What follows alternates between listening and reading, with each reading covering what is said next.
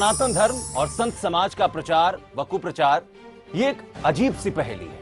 इस पहेली के कई आयाम हैं, जहां कई बार तो ये समझ ही नहीं आता कि सच है क्या और झूठ क्या है। भारत देश की अचल संपत्ति देश के संत ही रहे हैं। इस बात का इतिहास गवाह रहा है कि चाहे वो समय स्वामी विवेकानंद जी का रहा हो या फिर भगवान गौतम बुद्ध का, इस देश का नाम ऊंचा करने में संतों की भागीदारी रही है।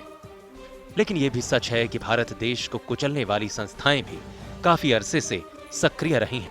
कभी शंकराचार्य को आरोपी बनाकर दिवाली की रात गिरफ्तार किया जाता है और फिर बाद में वो निर्दोष साबित होते हैं। कभी 85 वर्ष के संत कृपालु जी महाराज के ऊपर यौन शोषण जैसे घिनौने आरोप लगा दिए जाते हैं, पर जांच पड़ताल में कुछ साबित नहीं होता। कभी स्वामी नित्यानंद की एक अश्लील सीडी मीडिया में प्रचारित की जाती है, फिर जांच में वो सीडी फर्जी निकलती है और स्टार विजय चैनल को 1 महीने तक हर 2 घंटे में माफीनामा चलाने की सजा दी गई। सिर्फ आरोपों के आधार पर भारतीय संस्कृति के मार्गदर्शक संतों की प्रतिष्ठा को धूमिल करने का प्रयास किया जाता है, परंतु आरोपों के पीछे के षड्यंत्र को समाज के आगे उजागर नहीं होने दिया जाता। संत आसाराम बापू पर लगे आरोपों के बाद ये बहस एक बार फिर से छिड़ गई है कि सनातन काल से ही चली आ रही संत परंपरा पर आखिर चोट क्यों की जा रही है। ऐसे ही तमाम पहलुओं की पड़ताल की धार्मिक संस्था इंटरनेशनल स्पिरिचुअल ऑर्गेनाइजेशन ने, और इस पड़ताल में चौंकाने वाले खुलासे सामने आए हैं। 20 अगस्त 2013 का दिन, संत आसाराम बापू पर एक बड़ा घिनौना आरोप लगा। आरोप लगने की देर थी कि मीडिया को मानो टीआरपी के लिए एक मसाला मिल गया हो। कुछ मीडिया वालों ने तो आरोप तक तय कर दिए और भीख में मिले कच्चे चावलों को मसालेदार बिरयानी का एक रूप दे डाला। उसे अपने कमरे में बुलाया और उसके साथ फिर बलात्कार किया। और मीडिया ने एक महापुरुष की छवि को धूमिल कर करोड़ों लोगों की आस्था को ठेस तक पहुंचाई। जब तक इन्वेस्टिगेशन ठीक तरीके से नहीं हो, जब तक इतने बड़े संत का सामाजिक रूप से अपमान नहीं होना चाहिए। उस बेटी के प्रति हमारी सहानुभूति है, पर वो जिन षड्यंत्रकारियों का शिकार हुई वो बेटी, उनके खिलाफ सख्त कार्रवाई करना चाहिए।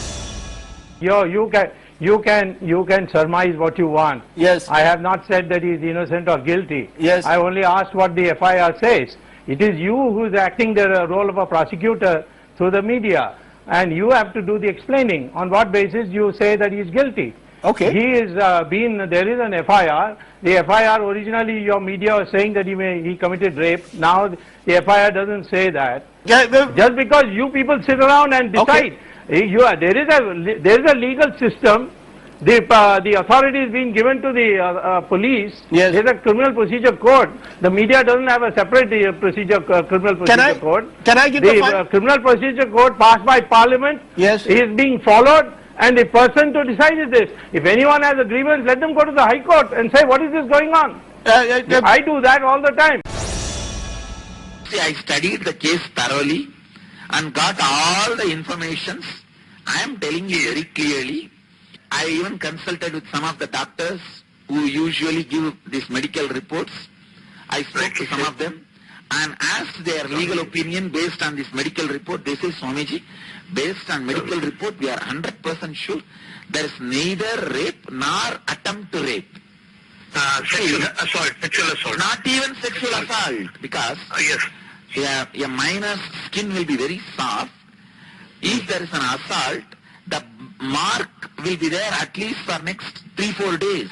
They say no rape happened and no attempt to rape. उनकी 40 साल की सेवा, त्याग, इसको नजरअंदाज कर तथ्य तक पहुंचे बगैर सीधी गिरफ्तारी की मांग कर डाली। जैसे जैसे समय बढ़ा, खबरों ने अजब गजब मोड़ लेने शुरू कर दिए। जैसे ही मेडिकल रिपोर्ट आई तो मानो मीडिया को सांप सूंघ गया हो।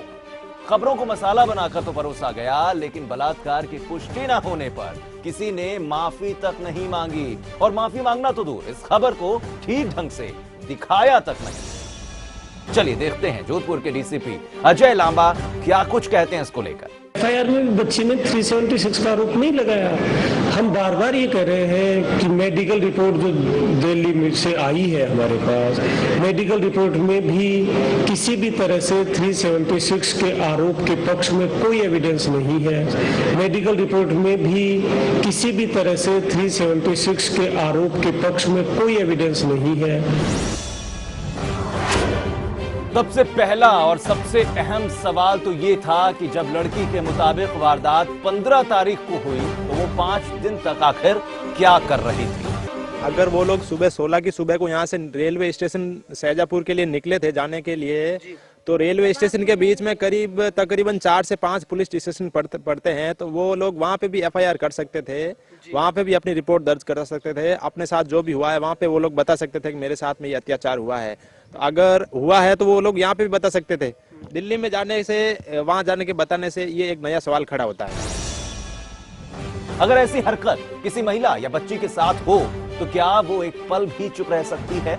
सवाल बहुत ज्यादा अहम है। जिस दिन वो लोग यहाँ से निकले थे 16 की सुबह, तो वो लड़की के पिताजी ने बापू से सुबह 7:30 बजे निकलने की आज्ञा भी ली थी आज्ञा भी ली थी। फिर हमारे साथ में इधर आए, खाना खाया और हंस मिल के बच्ची एकदम अपने पिताजी के साथ हंस मिल के बातचीत कर रही थी। और मेरे लड़के और लड़की को उन्होंने पैसे दिए, 100 रुपए भी दिए हैं। फिर मेरा चचेरा भाई उनको रेलवे तक ड्रॉप करके भी आया। वो माता पिता समेत जोधपुर से शाहजहांपुर और फिर 2 दिन के बाद यानी 18 से 19 अगस्त को संत आशाराम बापू की दिल्ली सत्संग में दर्शन करने क्यों आई? उसके पिता अपनी बेटी को भूत प्रेत का साया बताकर आशाराम बापू से मिलने की बार बार मांग क्यों कर रहे थे? क्या इन पहेलियों को मीडिया ने सुलझाने की कोशिश की? Is that the case is false. Nothing happened to the girl as claimed by the girl for more than 1 hour and a half at the dead of night, when 3 servants were sitting outside the door and the mother was sitting also at the same time, and the mother had come there to accompany her own daughter and see what is happening. She heard nothing. Let us assume that she heard nothing. When the girl came out, after the alleged whatever she said was happening in the room, the mother met her. The mother and daughter went together. They met their father. They met their host, with whom they had dinner. They stayed there for the whole night. In the morning they had breakfast with them. Then the host provided a car and nothing was complained to anybody. Now, on these facts, prima facie, the Swamiji is right, that the story is unbelievable. I am trying to persuade the court to grant him bail so that he should collect further evidence as to why this false case has been instituted. We have been able to get some evidence, but some more evidence is still required, because our reliable information, the Swami's reliable information is, when I talk of the Swami, I also talk of the Swami's followers. Their information is that before the first information report was filed, she, the girl and her parents met some politicians who are hostile to the Swami. So all that I can tell you is that the defense of the accused is credible. It is by no means an open and shut case, and we should, Swamiji's followers must pray to God that he will make the prosecutor see the folly of this prosecution. बापूजी पर लगे आरोप सिद्ध होने बाकी हैं, लेकिन जिस तरह से मीडिया ट्रायल कर आशाराम बापू की छवि धूमिल की गई, उससे उनके साधकों को गहरा सदमा लगा है। इसकी सबसे बड़ी मिसाल है भोपाल आश्रम के वरिष्ठ पदाधिकारी देवकिशनानी जी की सदमे से हुई मौत। उन्होंने 2 दिन से अन्न जल त्याग दिया था। देवकिशनानी जी बापू जी के समधी और उनके पुत्र नारायण साईं जी के ससुर थे। इस वजह से बापूजी मध्य प्रदेश पहुंचे और पूछताछ के लिए पुलिस के सामने पेश नहीं हो सके। वो इंदौर आश्रम में जोधपुर पुलिस का इंतजार कर रहे थे। इसके साथ ही उन्होंने हर तरीके की पूछताछ के लिए सहयोग करने और अगले दिन जोधपुर जाने की तैयारी भी कर ली थी। जब भी स्वास्थ्य में जैसे सुधार होता है तो जोधपुर, यहाँ तो फिर वो अगर पूछताछ के लिए पुलिस यहाँ आती है तो यहाँ भी पूरा, और सभी को मेरा साधुवाद। लेकिन मीडिया ने झूठी खबरें फैलाई कि बापूजी फरार हैं। मीडिया का दबाव बढ़ता गया और सरकारी तंत्र डामाडोल होने लगा। 31 अगस्त की रात 1 बजे देश के 75 वर्षीय सम्मानित संत को पुलिस जबरदस्ती उठाकर ले गई। और इतना ही नहीं, बापूजी के अंगत सेवक को मारा पीटा गया और रात भर कोई फ्लाइट ना होने के बावजूद बापूजी को इंदौर हवाई अड्डे पर सुबह तक बिठा कर रखा गया। टीआरपी के लिए मीडिया बापूजी की खबरों से हटा नहीं और जनहित के तमाम मुद्दे दफन से हो गए। रुपए की कीमत जमीन पर आ गई, पेट्रोल के दाम आसमान छूने लगे और कई दिनों से अधर में लटका फूड सिक्योरिटी बिल आराम से पार्लियामेंट में पास हो गया। इन सब पर मीडिया की नजरें नहीं गिरी। इन खबरों से मीडिया की टीआरपी की भूख नहीं मिटती। महज एक आरोप के बिना पर 50 सालों से लोक कल्याण में अविरत संत के समाज के प्रति अभूतपूर्व योगदान को नजरअंदाज कर दिया गया। उनके साथ एक आतंकवादी से भी बदतर सुलूक किया गया। अभी जो अपमान का जो हमारे सामने दृश्य आ रहा है वो हमारे पूज्य बापू आसाराम बापू 80 वर्ष की उम्र है। किसी लड़की के ऊपर का रेप का चार्ज लगा करके उनको हमारे गिरफ्तार करते हो। ये गिरफ्तारी उनके लिए नहीं है, गिरफ्तारी हिंदू समाज को बताने के लिए कि तुम्हारे संत, इनके हम जो निष्ठा है, जो तुम्हारे अंदर सम्मान है, उनका जो श्रद्धा का भाव है, इसको हम मिटा कर रखते हैं। कोई भी अगर बुरे कर्म करता है, बुराई करता है, तो हमारे ख्याल से वो संत हो ही नहीं सकता। हाँ, सिक्के के 2 पहलू होते हैं, हम हमेशा कहते आए हैं। अगर ऐसे कर्म करता है तो वो संत नहीं, पर अगर उस पर झूठे इल्जाम लगाए जाए तो ये भी संभव हो सकता है, क्योंकि 10-10 रुपए के लोग इज्जत नीलाम कर देते हैं और जिसको लाखों रुपए मिले, किसी पे लांछन लगाना कोई बड़ी बात नहीं। हम जानते हैं कि हमारे सामने, बापूजी के सामने एक समस्या इस रूप में, विकराल रूप में खड़ी है। निश्चित रूप से जो भारतीय संस्कृति परंपरा के प्रति जो रुचि रखने वाले हैं, निष्ठा रखने वाले हैं, उनको समझते हैं। वो समझते हैं कि सच्चाई कितनी है और उसके विरुद्ध में षड्यंत्र कितना है। तो हमें सच्चाई और षड्यंत्र को समझने के लिए हमें प्रयास करना चाहिए। हमारी परंपरा बहुत उदात्ततापूर्ण रही है और कभी भी हमारी संस्कृति से जुड़ी हुए सामान्य लोगों ने भी कभी किसी को न तो पीड़ा दी, न उनको सताया। और उसके जो मार्गदर्शक हैं, पथ प्रदर्शक हैं, उनके द्वारा किसी को पीड़ा दिया जाना, या कोई संत है, कोई साधु है, वह कभी भी समाज के अहित की कभी नहीं सोचता। क्या इस तरह की कार्रवाई सरकार पर बहुत बड़ा सवालिया निशान नहीं लगाती? क्या सरकार ने यह कदम उठाने से पहले एक बार भी यह विचार नहीं किया कि इससे करोड़ों लोगों की आस्था को कितनी ठेस पहुंचेगी? आखिर क्यों सरकार ने मीडिया के दबाव में आकर यह कदम उठाया? तो सिर्फ आशाराम बापू के समर्थक ही नहीं, बल्कि हर वो शख्स जिसे जाने अनजाने बापूजी के ज्ञान से फायदा पहुंचा, वो भी समर्थन में सड़कों पर उतर आया। ऐसा दुष्प्रचार किया गया कि बापू के समर्थकों ने गुंडागर्दी की, लेकिन हकीकत कुछ और ही थी। बापू के समर्थकों ने देश भर में शांतिपूर्ण तरीके से धरना देकर अपनी बात कहने की कोशिश की। समर्थकों ने मांग की कि हमारे बापू निर्दोष हैं, बापू को सताना बंद करो। क्या लोकतांत्रिक देश में अपनी मांगों के लिए शांतिपूर्ण तरीके से धरना देना भी गुनाह है? घटिया बोले हमारे बापू के साथ, एलजीबी साथ, सच करो, करोड़ों जनता, करोड़ों साधकों के साथ, करोड़ों साधकों के साथ अन्याय हो रहा है। हर एक बंदा रो रहा है। बापू जी के साधक से भी ऐसी उम्मीद नहीं की जा सकती है। बापू जी की तो बहुत दूर की बात है। हद तो तब हो गई जब शांति से धरना दे रहे इन साधकों पर पुलिसिया कहर बरपा। जो आसाराम के समर्थक हैं वो बड़ी संख्या में यहाँ पर चले आए हैं। यहाँ देखिए ओम ओम कर रहे हैं। यहाँ पर जो पुलिस वाले हैं ये लोगों को भगाने की कोशिश कर रहे हैं। यह देखिए लाठीचार्ज हो गया, लाठीचार्ज हो गया यहाँ पर जोधपुर जेल के बाहर। जोधपुर जेल के बाहर लाठीचार्ज हो रहा है। यहाँ पर आसाराम के समर्थकों को मार मार कर भगाया जा रहा है। निर्दोष समर्थकों को बेरहमी से पीटा गया और कई समर्थकों पर केस तक ठोक डाले गए। जुल्म ढहाने का सिलसिला यही नहीं रुका, जेल में बापूजी का पोटेंसी टेस्ट भी करवाया गया। सवाल उठता है कि जब खुद जोधपुर पुलिस ने यह बात कबूली कि एफआईआर में छेड़छाड़ का ही मामला है, रेप का नहीं, तो फिर पोटेंसी टेस्ट की जरूरत क्या थी? यह अत्याचार नहीं तो और क्या है?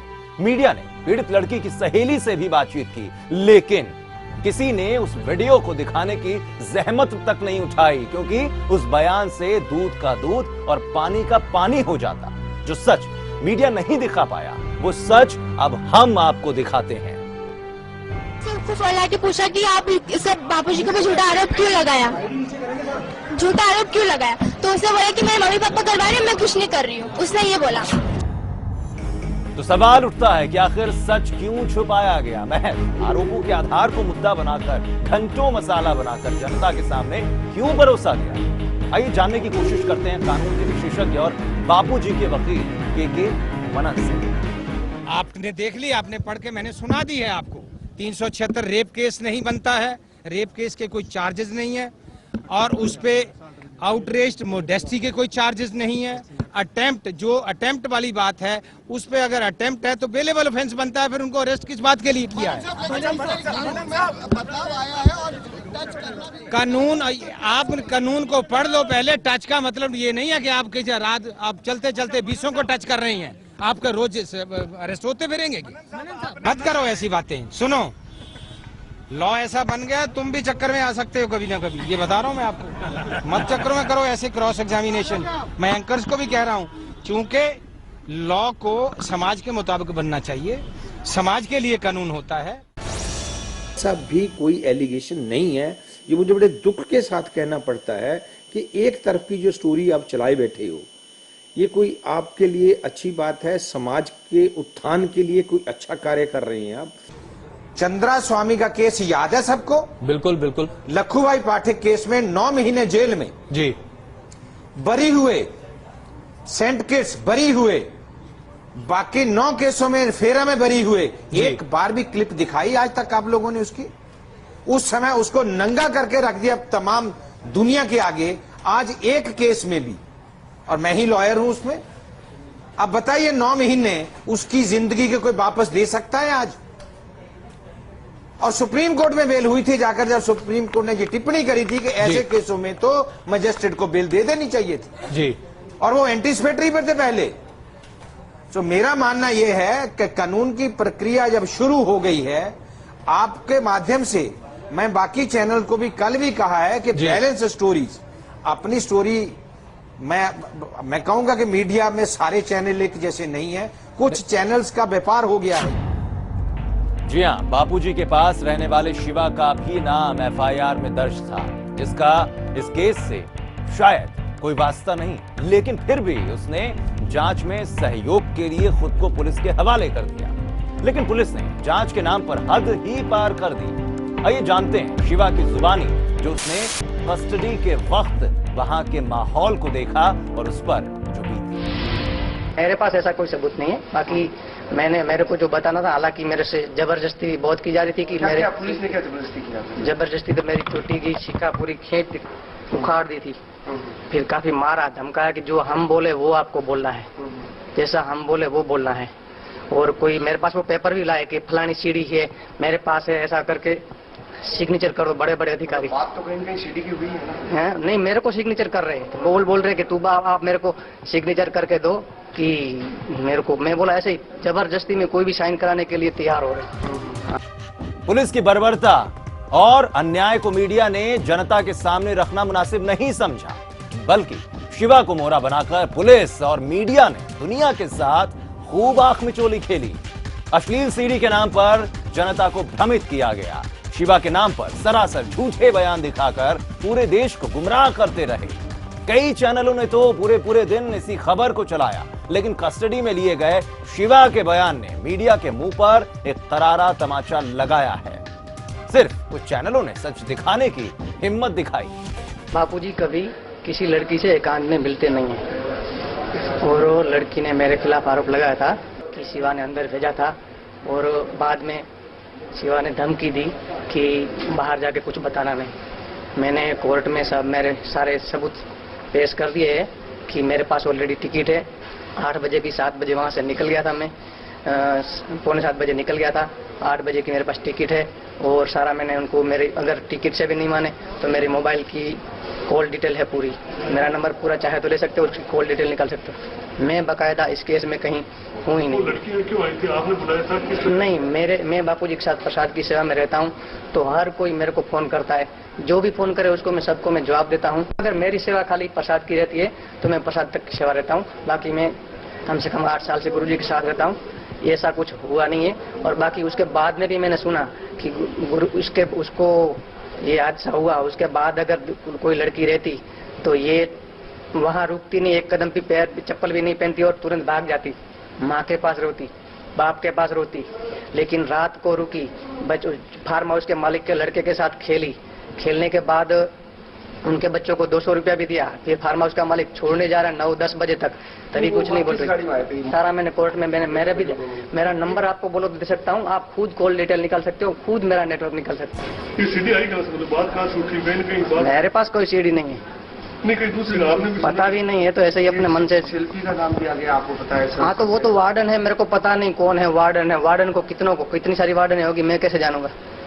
आपकी शिल्पी से उस दिन बात नहीं हुई? कभी नहीं, मेरा उसमें कॉल डिटेल में चेक कर लो। जो कर्मवीर सिंह जी है लड़की के पिताजी, वो भी बुरे नहीं है, मगर कहीं ना कहीं ये सेटिंग किया हुआ है। मेरे पास ऐसा कोई सबूत नहीं है। बाकी मेरे को जो बताना था, हालांकि मेरे से जबरदस्ती बहुत की जा रही। गुरुकुल की वार्डन शिल्पी को बापू का राजदार बताकर मीडिया ने खूब बवंडर मचाया। पुलिस आसाराम की इस राजदार की तलाश में जुटी हुई है। पिछले 6 दिनों से उसे देश भर में तलाशा जा रहा है, लेकिन शिल्पी इतनी शातिर है कि पुलिस के हाथ नहीं लग रही है। डीसीपी अजय पाल लांबा के बयान ने मीडिया को फिर नंगा किया।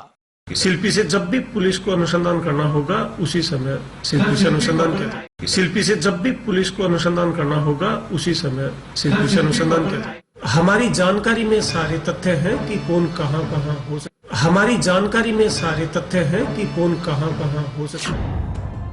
पूज्य बापूजी समाज को जागरूक करने के लिए पिछले कई वर्षों से निरंतर यात्रा एवं परिश्रम कर रहे हैं। कभी कभी एक ही दिन में 4 जगह यात्रा करके सत्संग करते हैं। सिर्फ सत्संग करने के अलावा पूज्य बापूजी 400 आश्रम, 18 लाख ऋषि प्रसाद पत्रिका और 18,000 बाल संस्कार केंद्रों के मुख्य संरक्षक एवं व्यवस्थापक भी हैं। इसलिए कभी कभी अत्यधिक व्यस्तता के कारण रात में सिर्फ 2 से 3 घंटे की ही नींद ले पाते हैं। अत्यधिक परिश्रम और बार बार वातावरण में परिवर्तन की वजह से उन्हें पिछले 12 सालों से ट्रैगिमिनल न्यूरोलेजिया नाम की खतरनाक बीमारी है। बापूजी के जो जोधपुर में इन्वेस्टिगेशंस हुए, उसमें केवल एक MRI की जांच करवाई गई और ये कहा गया कि बापू को इस प्रकार की कोई पीड़ा नहीं है, जबकि पिछले 13-14 वर्षों से ये पीड़ा है और इसके कई प्रमाण मेरे पास है। देश भर के कई डॉक्टरों के प्रमाण पत्र इस समय मेरे पास उपलब्ध है। एक तो मेरे पास मुख्य प्रमाण पत्र है अहमदाबाद के राज्य वैद्य धनशंकर गौरीशंकर जी का। इनकी आयु 92 साल की है और इन्होंने ये प्रमाण पत्र गुरुदेव के चरणों में अर्पित किया है। अच्छा, इसके अतिरिक्त जो दिल्ली के डॉक्टर बैनर्जी है, बहुत ही विख्यात होम्योपैथिक चिकित्सक है, इन्होंने 2 जुलाई 2013 मतलब जस्ट 2 महीने पहले ये प्रिस्क्रिप्शन दिया है और इनकी चिकित्सा पिछले 6 से 7 वर्षों से स्वामी जी लेते हैं।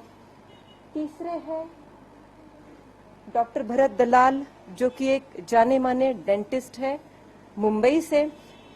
और शुरू में तो जैसे ये दर्द शुरू हुआ तो इसकी पीड़ा जब नीचे होती थी तो ये शंका थी कहीं दांत से तो संबंधित नहीं है, तो ये डॉक्टर भरत दलाल तब से जुड़ गए और लगभग 2010 तक इनके ट्रीटमेंट में, इनके मार्गदर्शन में ट्रीटमेंट होती रही और फिर उन्होंने ये केस न्यूरोलॉजिस्ट को रेफर किया क्योंकि ये दांतों से संबंधित नहीं था। इस बीमारी को विकिपीडिया वेबसाइट पर दुनिया की सबसे दर्दनाक बीमारियों में से एक बताया गया है। इसकी पीड़ा इतनी भयंकर है कि प्रसूति की पीड़ा भी इसके सामने कुछ नहीं। मॉडर्न मेडिसिन ने इसे सुसाइडल डिसीज कहा है। ये पीड़ा जब अति तीव्र रूप ले लेती है, जैसे कि शूटिंग पेन है, बर्निंग सेंसेशन है, बोरिंग सेंसेशन है, जैसे किसी ड्रिलिंग मशीन से हम बोर करें तो जैसी होती है एक संवेदना, तो पेशेंट अपनी पीड़ा का वर्णन इस प्रकार से करता है। शॉकिंग पेन है। तो जब ये पीड़ा किसी भी प्रकार से एलोपैथिक, आयुर्वेदिक या किसी भी प्रकार से कंट्रोल में नहीं आती, तो पेशेंट सुसाइड तक कर लेता है। ये इतनी भयानक पीड़ा है। और इस पीड़ा को जैसे जिस समय ये एक्यूट रूप ले लेती है, उस समय हल्की सी हवा अथवा एसी अथवा तेज आवाज, हाई टेम्परेचर, थोड़ा सा भी बोलना अथवा थोड़ा भी पानी, ठंडा पानी दांतों को स्पर्श हो जाए ठंडे पानी का, तो भी ये पीड़ा तीव्र रूप ले लेती है। इसी भयंकर पीड़ा की स्थिति में भी उनको जेल के अंदर किसी भी तरह का कोई इलाज मुहैया नहीं करवाया गया, बल्कि उनके दर्द का मजाक बनाकर रख दिया गया और दिखाया गया कि बापूजी पिछले कई वर्षों से अफीम खाते हैं और जेल में अफीम न मिलने के कारण वो परेशान हैं। क्या ये निर्दयता और संवेदनहीनता की हद नहीं है? कोई भी उठकर आरोप करे कि भाई अफीम खाया, किसी ने ये आरोप लगाया, किसी ने ये आरोप लगाया। अफीम खाने वाला व्यक्ति, आज आप ही कहते हो कि जो राजस्थान न्यायालय ने, जोधपुर न्यायालय ने जो एक पैनल बनाया जिसमें न्यूरोलॉजिस्ट भी थे, उनके कई प्रकार के डॉक्टर जो भी उन्होंने रखे होंगे, और आपने ये कहा कि बापू की एमआरआई की रिपोर्ट नॉर्मल है, बापू के सारे ब्लड इन्वेस्टिगेशंस नॉर्मल है, तो क्या अफीम खाने वाले व्यक्ति के ब्लड इन्वेस्टिगेशंस नॉर्मल आ सकते हैं? बिल्कुल, बहुत बड़ी बात है। क्या मैं तो कहती हूँ कि मैं खुद एक वैद्य हूँ और मैं आधुनिक शास्त्र में, वैद्यकीय शास्त्र की भी जानकारी रखती हूँ। आज एमआरआई रिपोर्ट में 75 वर्ष की आयु में बापू की एमआरआई की रिपोर्ट नॉर्मल आई है। अफीम खाने वाले व्यक्ति की एमआरआई की रिपोर्ट में इस उम्र में एट्रोफिक चेंजेस आने चाहिए, सेरेब्रल एट्रोफी आनी चाहिए। लेकिन अगर आप देखोगे तो स्वामी जी के बोन्स में भी ऑस्टियोपोरोटिक चेंजेस नहीं आए। स्वामी जी की जो स्पाइन की एमआरआई कराई गई, it is also absolutely normal. तो स्वामी जी की हड्डियां भी, उनमें ऑस्टियोपोरोटिक चेंजेस नहीं है। स्वामी जी के ब्रेन में सेरेब्रल एट्रोफिक चेंजेस नहीं है। स्वामी जी के ब्लड में किसी भी प्रकार के इम्प्यूरिटीज अथवा एबनॉर्मलिटीज नहीं है।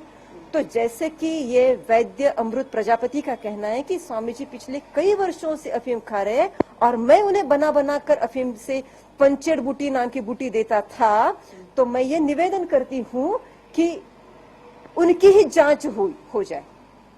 वो किस प्रकार के, वो ये जो जानकारी है पंचेड़ बूटी बनाने की, वो उन्होंने कहाँ से प्राप्त की, अफीम उन्होंने कहाँ से प्राप्त किया, और ये बना बनाकर वो किसे देते आ रहे हैं और किसे अभी भी दे रहे हैं, इसकी जांच हो जाए और इसकी एक इन्वेस्टिगेशन भी किया जाए। ये मेरा अनुरोध है आप लोगों से।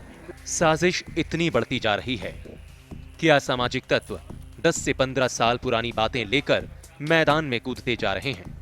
ये तो दुनिया भी साफ साफ समझ रही है कि अगर कोई घटना 12 साल पहले हुई हो या ना हुई हो, उसका जिक्र आज क्यों किया जा रहा है।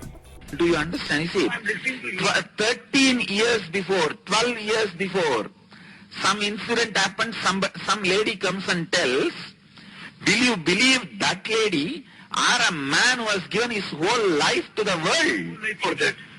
You understand? 2002 they are saying. They all know very clearly it won't stand in the court. Because 2002, first of all, impossible for a woman to keep quiet for 11 years. 2002, now it is 2013. After 11 years they come out and file this false case. Say police also knows it won't stand in the court. And I tell you, they may not even file charge sheet on this case. जरा इनकी हास्यास्पद FIR पर नजर डालते हैं। बड़ी बहन बताती है कि उसके साथ 2001 में तथाकथित घटना घटी थी। 2002 में उसकी छोटी बहन आश्रम में रहने आई थी। अगर किसी लड़की के साथ बलात्कार हुआ हो तो क्या वो चाहेगी कि उसकी छोटी बहन के साथ भी ऐसा ही हो? कभी नहीं। सवाल उठता है कि इस महिला ने अपनी छोटी बहन को आश्रम में आने से क्यों नहीं रोका। अगर वो सच कहने से डर रही थी तो वो कुछ भी बहाना बनाकर उसे आश्रम में आने से मना कर सकती थी, पर ऐसा उसने नहीं किया। आखिर क्यों? एफआईआर में उसने बात लिखी है, वो अगर सच होती तो इससे आश्रम छोड़ना अपेक्षित था, लेकिन लड़की आश्रम की वक्ता बनी, प्रवचन किया, मंच पर से हजारों भक्तों के सामने बापूजी के गुणगान गाती रही। गुरु विष्णु भगवान पालन करते, इसी तरह हमारे सदगुरु देव भी सभी भक्तों के हृदय में जो भक्ति देवी वास करती है, श्रद्धा देवी है, वो भक्ति और श्रद्धा का वो पालन करते हैं। गुरु भोलेनाथ है, साक्षात महेश्वर है, त्रिपुरारी है, त्रिपुरारी सृष्टि का संहार करते हैं। इसी तरह सदगुरु भी भक्तों के हृदय में जो काम, क्रोध, अहंकार रूपी राक्षस है, उनका संहार करते हैं। उनसे गुरु भगवान की वंदना करने से पाप नष्ट होते हैं, पुण्य बढ़ जाते हैं। अगर दोनों बहनों के साथ बलात्कार हुआ तो क्या शादी के बाद उनके पतियों को भी इस बात का पता नहीं चला? और अगर पता चला तो ये बात 2013 तक क्यों छिपाई गई? मेरा सवाल ये है कि 2002-2004 में अगर हादसा हुआ है उन बच्चियों के साथ, तो अब तक चुप क्यों थी? और अब बोल रही हैं तो क्यों बोल रही हैं? दूसरी बात, अगर उन्हें ये लगता है, वो एंकर बोल रहे थे कि मैडम वो डरी हुई थी इसलिए नहीं बोल रही थी, तो मैंने कहा फिर डर अब किसने निकाल दिया? तो बोले कि हम सब आवाज उठा रहे हैं इसलिए उठा दिया। तो मीडिया वाले तो 2008 में भी शुरू हो गए थे बापू के खिलाफ, तब भी तो वो सामने आ सकती थी, तब तो नहीं आई। दूसरी बात है कि अगर एक रेपिस्ट है बापू, अगर एक रेपिस्ट है नारायण साईं, तो इनके पास करोड़ों लोग साधक बन के क्यों आ रहे हैं? आरोपों का सिलसिला यूं ही चलता चला गया। कभी छेड़खानी, कभी बलात्कार, कभी मारपीट, तो कभी कुछ और घिनौने आरोप भी मढ़ दिए गए, जैसे पूरे देश में सिर्फ एक ही मुद्दा बचा हो। पर जरा मेरे सवाल का जवाब दे दिया जाए कि पिछले 20-25 दिनों से जिस तरीके से आसाराम के मसले पर स्टूडियो के अंदर 3-3, 4-4, 5-5 घंटे और तमाम जटाजूटधारी बाबाओं को बुलाकर, साइकोलॉजिस्ट को बुलाकर, सेक्सोलॉजिस्ट को बुलाकर जिस तरीके से चर्चा की जा रही है, क्या इस देश के अंदर सबसे बड़ी खबर वही है? क्या सेक्स को बेचने की कोशिश नहीं की जा रही है? और क्या मीडिया इसके लिए, अगर टेलीविजन चैनल अभिशप्त नहीं है और क्या वो गलती नहीं कर रहे हैं, हम उसको जस्टिफाई कब तक करते रहेंगे? कुछ मीडिया चैनलों में आसाराम बापू और नारायण साईं पर आरोप सिद्ध हुए बिना ही उन्हें गुनहगार मान लिया गया और उनको सजा दिलाने के लिए किसी भी हद तक जाने की व्यक्तिगत टिप्पणी भी कर दी गई। आपने धमकी दिया नारायण साईं को, आपने धमकी दिया, मान लीजिए, आपने धमकी दिया, धमकाने लायक है वो, धमकाने लायक है वो, आपने कहा 24 धमकाने लायक है, धमकाने लायक है ना? हाँ बिल्कुल धमकाने लायक, जानता है कि हाँ बिल्कुल धमकाने लायक, मान लिया मैंने, मान लिया। अगर आशाराम जैसे मुजरिमों को पकड़वाने के लिए मुझे धमकी देनी पड़े, ब्लैकमेलिंग करनी पड़े तो मैं करूंगा। पूरे देश देख रहा है, मैं करूंगा। आज आपका फोन खुल गया। आरोप लगाने वालों का यहां भी पेट नहीं भरा। उन्होंने तो बापू के पूरे परिवार पर ही शिकंजा कसना शुरू कर दिया। बापू के बेटे नारायण साईं, बेटी भारती बहन, पत्नी लक्ष्मी देवी को भी आरोपों के घेरे में ले ही लिया। कोई भी एक साधारण इंसान सोच के देखे कि ऐसा क्या कभी कोई पत्नी और बेटी कर सकती है अपने पिता के लिए या अपने पति के लिए? कभी भी कोई नहीं कर सकता। किसी का भी जमीर अगर अपने अंतरात्मा से पूछेंगे, किसी का भी जमीर हाँ नहीं कहेगा इस बात के लिए। फिर भी हमें कोर्ट पर पूरा भरोसा है, न्यायपालिका पर पूरा भरोसा है। जो भी न्याय आएगा सच्चाई के पक्ष में आएगा। संत आसाराम बापू के ऊपर एक के बाद एक जिस तरीके से आरोप लगाए जा रहे हैं, उन्हीं आरोपों का आज जवाब देने के लिए हमारे साथ मौजूद हैं संत आसाराम बापू जी की धर्मपत्नी लक्ष्मी देवी जी। सबसे पहले आपका स्वागत है और आपसे सबसे पहले मैं सवाल करना चाहूंगा, पूज्य बापू जी पर जो आरोप लगाए जा रहे हैं उनके बारे में आपका क्या कहना है? स्वामी जी के ऊपर जो आरोप लगे हैं वो बेबुनियाद हैं। शादी के 7 साल के बाद मेरे कोई छोड़ के गए तो दूसरों के साथ ऐसा कैसे हो सकता है?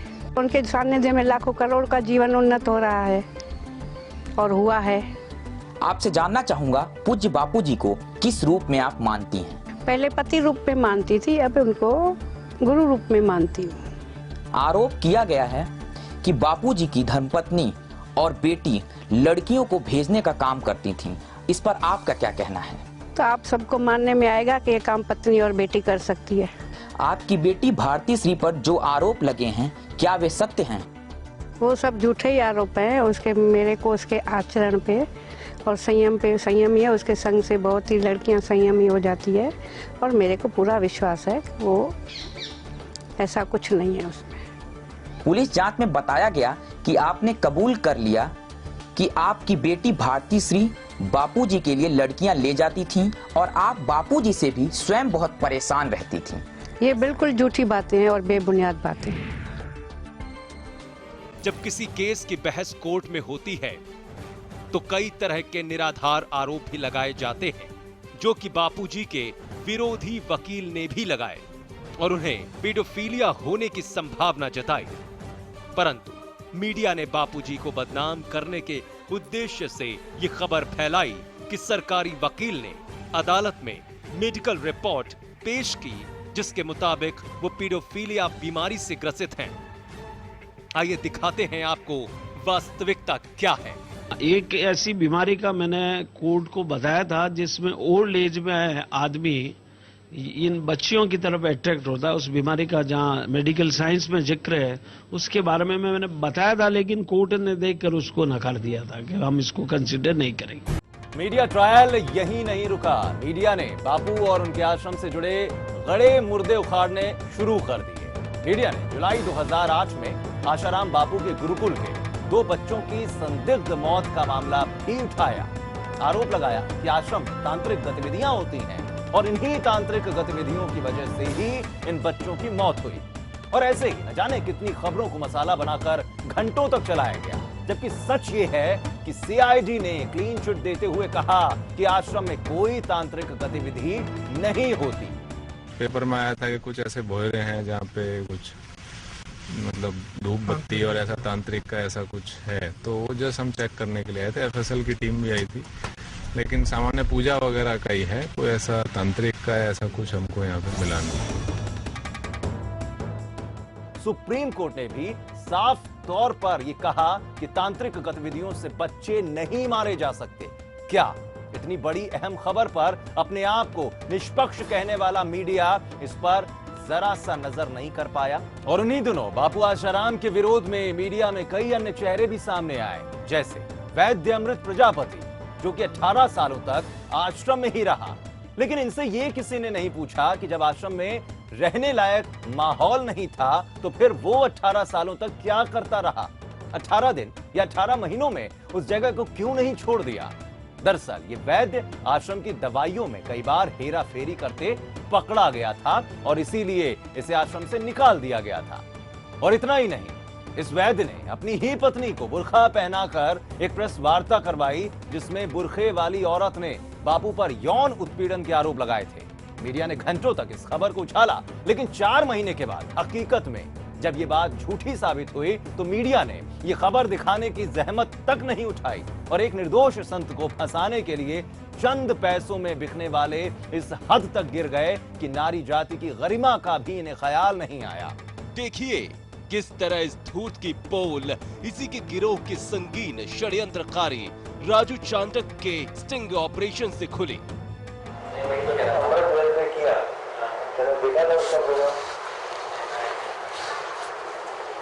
वो वाला काम मेरे को नहीं करना।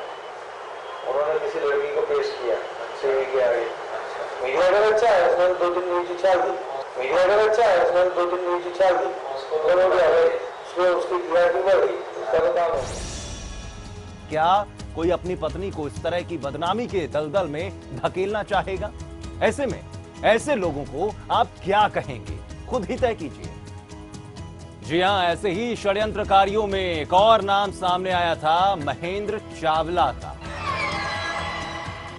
जिसने मीडिया में जोर शोर से कहा था कि आश्रम में तांत्रिक गतिविधियां चलती हैं। काली करतूतों में ब्लैक मैजिक करते हुए उसको देखा, पहले मीडिया को बताया।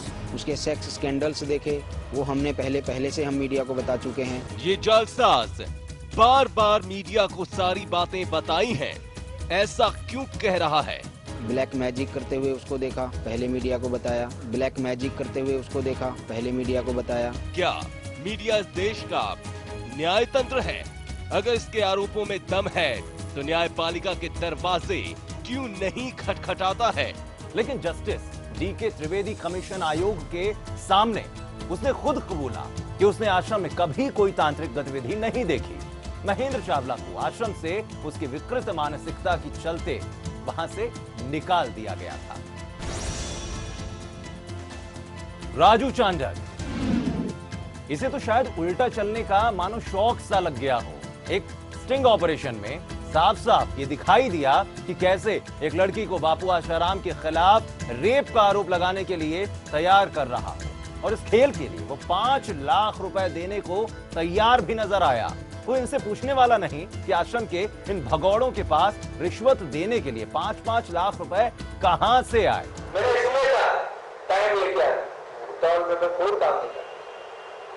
अमृत भाई उतावल में काम करता है, मैं उतावल में नहीं काम करता। तो बहुत सोच समझ के एक कदम ठोक फूक के 4 जगह मेरे जो है मिलने वाले, जो जुडिशियरी में है, जो इस लाइन के महामहिम है, उनसे सलाह लेके एक कदम पे फिर चलता हूँ। मतलब टाइम जाना जहाँ हमारे को 2005 से 2008 हो गया, 3 साल चले गए।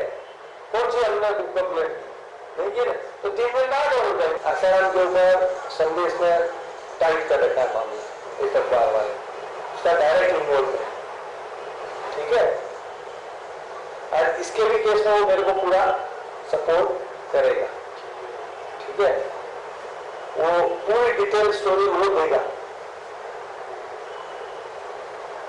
ऐसे इसकी तांत्रिक की थी, और FIR भी देगा, एफिडेविट भी देगा, सब कुछ डिटेल देगा। उसके पीछे रास्ता ही नहीं रहेगा, पीछे बात क्या बात। और मैं चाहता हूं एफिडेविट और FIR वो गुप्त है। ताज्जुब की बात तो ये है कि ये CD सभी मीडिया ग्रुप्स को दी गई, लेकिन किसी को इसमें कोई खबर नहीं दिखाई पड़ी। क्या एक षड्यंत्रकारी को बेनकाब करना मीडिया की जिम्मेदारी नहीं थी? और इसी में राजू चांडक अपनी आगे की प्लानिंग बताता है। वो चाहता है कि आशाराम बापू को किसी तरह जेल हो जाए और ट्रस्ट के सारे आश्रमों पर वो कब्जा कर ले। मर गया, नारायण कहीं चला गया, सुरेश कहीं अलग बैठा है, कोई अलग बैठा है, वहां कोई आदमी है नहीं जो ट्रस्ट की लिस्ट में था, तो क्या करोगे आप? पूरा हो जाएगा। और ये वही राजू चांडक है जिसने 5 दिसंबर 2009 को अपने ऊपर गोली चलवा ली और आरोप सीधे सीधे आश्रमवासी गजानन पर मर दिए। हालांकि जांच पड़ताल में ये सारे आरोप झूठे पाए गए। ठगों की टोली का एक और नाम ब्रजबिहारी गुप्ता उर्फ भोलानंद, जो कि अपनी ही मां को निर्वस्त्र करके पीटता है और बापू के खिलाफ जबरन बलात्कार की FIR लिखवाने के लिए धमकाता है। अपनी जन्मदात्री मां को इस तरह सताने वाला शख्स मानव नहीं, पशु नहीं, बल्कि हैवान ही कहा जा सकता है। इस भोलानंद का भांडाफोड़ जम्मू के भगवती नगर में रहने वाले एक युवक विक्रांत शर्मा ने किया, जिसको ये शख्स कुछ पैसे का लालच देकर आश्रम में मरे हुए बच्चों का नरकंकाल गाड़ने के लिए कह रहा था। भोलानंद मेरे को काफ़ी देर से मेरे पीछे पड़ा हुआ है। ये मुझे कह रहा था कि तुम कब्रिस्तान से 2-3 कंकाल निकाल के आश्रम बापू जी के जम्मू आश्रम में दफना दो, गाड़ दो। इससे क्या होगा, वो जो सरकार है वो बापू जी को जेल से बाहर नहीं आने देगी। तो मैंने आम जैसे अपना देश का एक नागरिक होने के नाते मैंने जब ये चीज़ सोची, सीधा मैं पुलिस को जाके ये पूरी इंफॉर्मेशन दे दी। इसकी काली करतूतों का खुलासा होने के बाद भोलानंद एकाएक फरार हो गया और जम्मू पुलिस ने भोलानंद के खिलाफ 120B, 194, 211, 295, 295A/383 और 195A के तहत अपराध करने की साजिश रचने, अपराध के लिए दूसरों को उकसाने और धर्म स्थानों को नुकसान पहुंचाने के लिए मामला दर्ज किया है। जी हां, जब भी बापूजी पर आरोप लगते हैं तब ये दलाल मीडिया आश्रम से बगावत कर निकले 4-6 भाड़े के टट्टुओं को सामने बिठाकर खूब बहसबाजी करती है और इतने कुप्रचार के बावजूद भी बापूजी के सत्संग में खिंचती साधकों की भीड़ साधारण व्यक्ति को भी सोचने पर मजबूर करती है कि आखिर कोई तो बात है। प्रश्न ये है कि क्या मीडिया घराने में बैठे और खुद को बुद्धिजीवी कहने वाले लोग क्या कभी लाखों करोड़ों साधकों से पूछने की फुर्सत उन्हें नहीं मिली कि आखिर बापूजी के सत्संग से उन्हें क्या लाभ हुआ? दांतों तले उंगलियां दबा लेने वाले हजारों भक्तों के अनुभव बताने के लिए क्या उनको आधे घंटे का वक्त नहीं मिला? उत्तर स्पष्ट है। यही भक्तों की भीड़ धर्म और गुरु के प्रति आस्था इनकी आंखों की किरकिरी बन गई थी, क्योंकि इसी सनातन आस्था ने मीडिया के कुप्रचार के पुरजोर प्रयास को तोड़ कर रख दिया था और ये उन्हें सहन होता भी तो कब तक। जी हां, मीडिया की शर्मनाक हरकतें सिर्फ यही नहीं रुकी। बापूजी की गिरफ्तारी के तुरंत बाद सभी चैनल और अखबारों ने मानो आश्रम पर धावा बोल दिया हो। बापू के आश्रमों के बारे में इस तरह परोसा गया मानो आश्रम कोई बियर बार या फिर अय्याशी का अड्डा बन गया हो और इन्हें बंद किया जाए। अवैध कब्जे से लेकर जबरदस्ती जमीन हड़पने तक के सारे बेबुनियाद आरोप लगाकर लोगों में आक्रोश पैदा करने की एक कोशिश की गई। सरकारी तंत्र को तो मानो इन्होंने अपनी जेब में रख लिया हो और खुद को ही सर्वे सर्वा मान लिया हो। क्या कभी इन बड़बोलों ने आश्रम जाकर वहां की शांति को अनुभव किया? पीपल, नीम, वटवृक्ष और तुलसी की शुद्ध हवा से युक्त गौधूप के वातावरण में स्वतः होने वाले आध्यात्मिक विकास एवं शारीरिक रोगों से मुक्त होने का नुस्खा आजमाया? क्या कभी आश्रम द्वारा प्रेरित विभिन्न सेवाओं में निस्वार्थ भाव से समाज के उत्थान में हाथ बटाया? कभी नहीं। अगर ऐसा रत्ती भर भी किया होता तो ऐसे महापुरुष के बारे में अनर्गल बोलने या फिर लिखने से पहले तथ्यों की जांच जरूर होती। जी हां, हकीकत यह है कि मीडिया अपने ही जाल में खुद फंस चुका है। कई सालों से जमीनों पर कब्जे करने और आश्रम सील करने की बात कही गई, लेकिन आज तक कोई भी मामला सिद्ध करके नहीं दिखाया गया। 425 आश्रमों में से सिर्फ 2 या 3 आश्रमों की बाउंड्री की सीमाओं का सही आकलन न होने के कारण कुछ हिस्से हटा दिए गए। नासिक आश्रम की दीवार सरकारी रोड बनाने के लिए हटाई गई और इन्हीं कुछ दृश्यों को दिखाकर जनता को खूब गुमराह किया गया कि आश्रम सील कर दिए गए हैं। सिर्फ संत आसाराम ही नहीं बल्कि भारतीय संस्कृति के रखवालों पर इन षड्यंत्रकारियों की कुदृष्टि पड़ती ही रही है। शंकराचार्य जयेंद्र सरस्वती को भी 2004 में बड़ी ही बर्बरता पूर्वक जेल में ठूंस दिया गया। तब बापूजी से यह अत्याचार सहन नहीं हुआ और बापू भी मैदान में कूद पड़े। उस वक्त बापू ने जंतर मंतर पर अनशन भी किया था। हम जनता से अपील करते हैं कि ऐसे लालची और 2 पैसों के अखबार और चैनलों से सावधान रहें।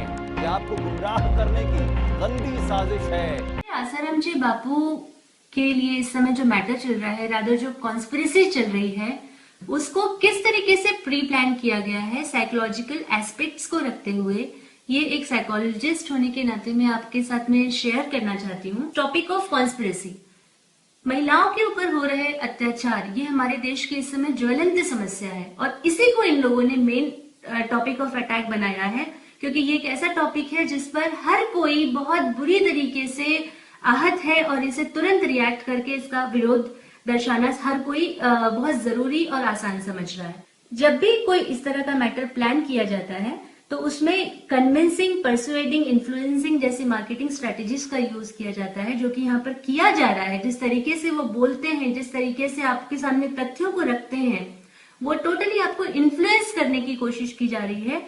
और इसके बाद में यहाँ पर एक और पॉइंट है, कंज्यूमर साइकोलॉजी।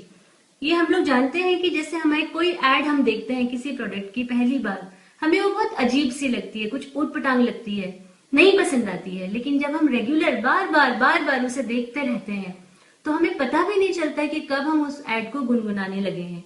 ये असर है आपके ऊपर में कंटिन्यूअसली साइकोलॉजिकल प्रेशर का, उसका अनकॉन्शियसली, सबकॉन्शियसली जो आपके ऊपर में अटैक किया जा रहा है, ये उसका प्रभाव है। वही चीज यहाँ पर ये इस मैटर में भी यूज की जा रही है। इसमें डोमिनेटिंग अप्रोच के साथ में सारे मैटर को प्रेजेंट किया जा रहा है। अगर आप देखते हैं तो जो भी एंकर्स होते हैं टीवी पेड मीडिया चैनल्स के जो होते हैं, जब आपके सामने बोलते हैं तो आप उनकी बात करने के तरीके को देखिए, वो आपके ऊपर हावी होकर बात करना चाहते हैं, वो जस्ट एक रिपोर्ट कर रहे हैं ऐसा नहीं लगता है, बल्कि वो आपको किसी भी तरीके से प्रभावित करना चाहते हैं, कन्विंस कराना चाहते हैं। इस डोमिनेटिंग टोन में वो बोलते हैं। हाई फ्रीक्वेंसी एंड कंसिस्टेंसी, वही बात है कि बार बार वो उसी चीज को रिपीट करते हैं। फ्रैक्शन ऑफ सेकंड्स का जो पिक्चर होता है या जो बात होती है उसको बार बार दिखाते हैं, ब्रेकिंग न्यूज बना के दिखाते हैं, जो कि हमें ऐसे प्रभावित करते रहती है कि शायद ये सच तो नहीं। 5th पॉइंट इसमें आता है language. Friends, this is very important point. मैं आपके सामने कुछ एग्जाम्पल्स देती हूँ। जैसे कि आप लोगों ने मार्क किया होगा, जो पेड मीडिया चैनल्स है, जो थोड़ी सी न्यूज को बहुत ही एक्टिवेटेड तरीके से बताते हैं, वो वर्ड्स कैसे यूज करते हैं कि संगीन, वारदात, गिरोह, बड़ा खुलासा, इस तरह के जब वो मैटर्स यूज करते हैं। जब अब इस पे थोड़ा सा कंपेयर कीजिए, अगर मुझे बोलना है कि इस मैटर का पता चला और इस मैटर का बड़ा खुलासा, अगर मैं बोलूंगी कि ये बात गंभीर है और कोई बोलेगा कि ये एक संगीन मामला है, कोई बोलेगा कि यहाँ पर पूछताछ हुई और कोई बोलेगा कि यहाँ पर छापा पड़ा, बराबर हमें डिफरेंस दिखता है। तुरंत हमें पता चलता है कि अगर हम गंभीर सिंपल ऐसे वर्ड्स यूज करते हैं तो हमें वो एक नॉर्मल चीज लगती है, वेरिन जब हम वारदात, गिरोह, संगीन, इस तरीके की बड़ा खुलासा, इस तरीके के वर्ड्स जब यूज करते हैं तो ऑटोमेटिकली हमें लगता है कि ये कोई क्रिमिनल चीजों से रिलेटेड न्यूज है। Making baseless stories, sting operations and associated points. All of a sudden कोई स्टिंग ऑपरेशन आ जाता है, ऑल ऑफ ए सडन ये पता चलता है कि बापूजी के आश्रम में अफीम की खेती होती है। दिस इज ऑल सिली, इसका कोई बेस ही नहीं है। लेकिन बापूजी के इस पूरे मैटर को और भी ज्यादा स्पाइसी बनाने के लिए, इस मैटर को और भी ज्यादा खींचतान के, कुछ और लाग लपड़ लगा के बताने के लिए सब बेसलेस स्टोरीज बनाई जाती हैं, स्टिंग ऑपरेशंस बनाए जाते हैं। इसके बाद में हम समझेंगे यहाँ पर मेजर टूल्स। टेक्नोलॉजी का बहुत हैवी यूज है फ्रेंड्स। अगर आप देखते हैं तो बहुत सारे क्लिपिंग्स जो होती है वो तोड़ मरोड़ के बनाई जाती हैं। इसमें हैवी टेक्नोलॉजी इस तरह से यूज की जाती है कि कभी हम देखते हैं कि बापू की आवाज में कोई फोन रिकॉर्डिंग टैप की हुई दिखाती है, वो सब कुछ मिस यूज ऑफ टेक्नोलॉजी है। इसके अलावा किन लोगों का यूज किया जा रहा है, कुछ ऐसे लोग, कुछ ऐसी पॉपुलेशन हमारे समाज की जो वीकर मेंटालिटी के साथ में है, जो नेगेटिव माइंडसेट के साथ में रहती है, जो कि इजीली किसी के प्रलोभनों में आ जाती है, या तो वो डर के बोलती हैं या वो किसी के प्रलोभन में आके बोलती है। उन लोगों को टारगेट बना के यहाँ पर सामने लाया जा रहा है, उनसे इल्जाम लगवाए जा रहे हैं जो कि टोटली फॉल्स हैं, जिनका कोई आज तक सबूत नहीं मिला है और जिनका कोई बेसिस ही नहीं है।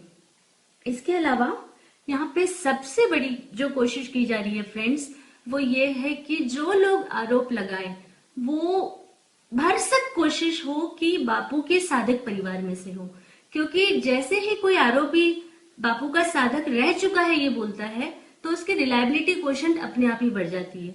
इसीलिए आप देखेंगे कि जो 2-3-4 लोग हैं जो बापू के अगेंस्ट हो गए, कुछ बहुत ही जेन्युइन रीजन से उन लोगों को यहाँ पर टारगेट बनाया गया है और उन लोगों को यहाँ पर यूज किया गया है इस पूरी कॉन्स्पिरेसी को सामने लाने के लिए। Creating psychological atmosphere. क्या हो जाता है, जिस भी समय बापूजी की बेल होने वाली रहती है, जिस भी बेल की सुनवाई होने वाली रहती है, जस्ट उसके पहले दिन हमें न्यूज मिलती है कि धमकियां मिल रही है, कहीं से हमें न्यूज मिलती है कि कंप्लेन आई है कि जान से मारने की धमकी मिल रही है पेरेंट्स को एंड लड़की को। What is this? कभी भी कुछ भी प्रूव नहीं हुआ है और ये कैसे हो सकता है कि जस्ट उस दिन के पहले ही ये होगा। तो इसीलिए ये आपको समझना बहुत जरूरी है फ्रेंड्स। और अगर इस पूरे मैटर को आप इन पॉइंट्स के साथ में समझते हैं तो this is apparently a conspiracy. और एक चीज और मैं बोलना चाहूंगी कि it is not only the paid media channels who are dangerous, but it is equally the print media which is creating so many impacts, so many influences negatively, and we have to be extremely careful of both paid media channels as well as print media. बापूजी पिछले 50 सालों से समाज, संस्कृति और देश के उत्थान में अहम योगदान दे रहे हैं। बापूजी देश के पहले ऐसे संत हैं जिनका बहुत बड़ा जनाधार है और जो धड़ल्ले से भारतीय संस्कृति और सनातन धर्म का पूरे विश्व में खुल्लम खुल्ला प्रचार कर रहे हैं।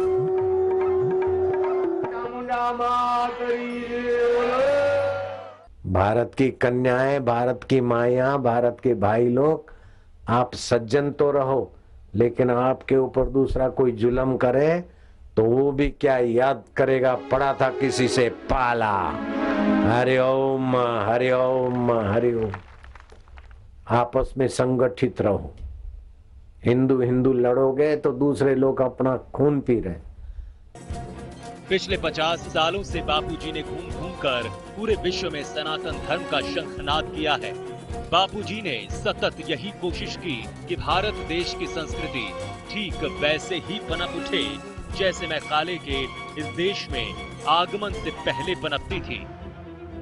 मैकाले जब भारत भ्रमण के लिए आया तो इस देश की संस्कृति व यहाँ के लोगों के संस्कारों को देखकर हैरान रह गया और ब्रिटिश पार्लियामेंट में मैकाले ने साफ कहा, पूरे भारत में एक भी असंतुष्ट और एक भी चोर नहीं देखा। ऐसे देश पर विजय पाने के लिए वहाँ की शिक्षा पद्धति, संस्कार व संस्कृति को सबसे पहले कुचलना होगा।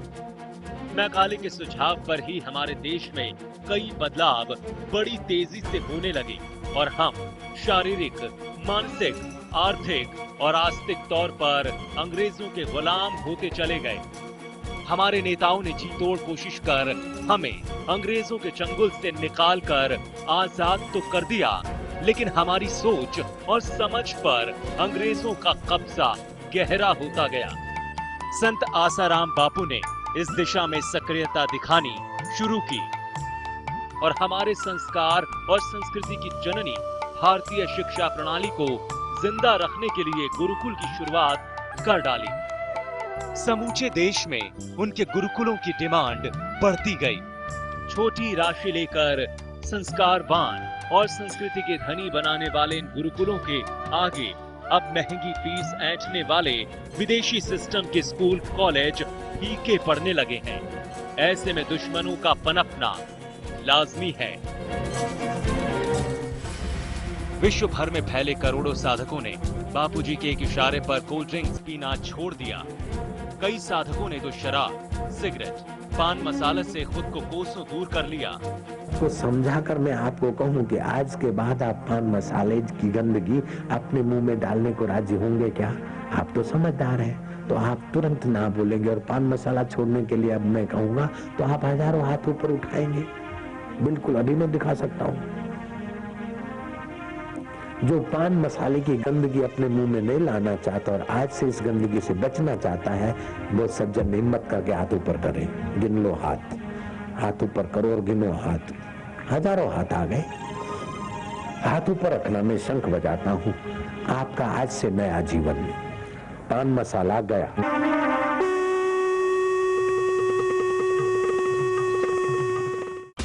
सारे देश की जनता में सबसे ज्यादा फॉलोअर्स अगर किसी संत के तो आशाराम जी महाराज के हैं। मैं व्यक्तिगत रूप से इंदौर में जानता हूं कि बहुत सारे लोगों के उन्होंने शराब छुड़वाई है, उनका मांस छुड़वाया, लोगों को सही रास्ते पे लाए। आप में ताकत है क्या? मेरे में ताकत है कि मैं किसी की शराब छुड़वा सकूं? मैं आपको कुछ ऐसे आंकड़े बताना चाहता हूं जो शायद आपने कभी सुने नहीं होंगे, और ये सारा जो कुछ हो रहा है सबके खिलाफ, उसके पीछे का ये निर्णायक कारण है। क्या है? देखिए, बापूजी के 50 साल तो कम से कम हो ही गए होंगे, 74 साल हो गए हैं। हाँ, 75वां वर्ष चल रहा है। और इस पूरे आध्यात्मिक काम में इतने सालों में अगर मैं ये कहूं कि 1 करोड़ भक्त भी 75, मतलब इतने, हम ये कहें कि इफेक्टिवली संख्या तो 2 करोड़ से ज्यादा की होगी, एग्जैक्ट भक्तों की, शिष्यों की 4 करोड़, तो 2 करोड़ भक्त 50 सालों तक, हम आंकड़े कम ज्यादा करके, क्योंकि हम कम इसलिए करना चाहते हैं कि कोई कहे नहीं बढ़ावा है, मैं कहता हूं कि 2 करोड़ भक्त 50 सालों तक अगर शराब नहीं पीते हैं तो इसका आंकड़ा होता है 18,82,000 करोड़ रुपए। क्या होता है? इतने पैसे बचे हैं। इतने पैसे बापूजी ने केवल शराब से बचाए हैं।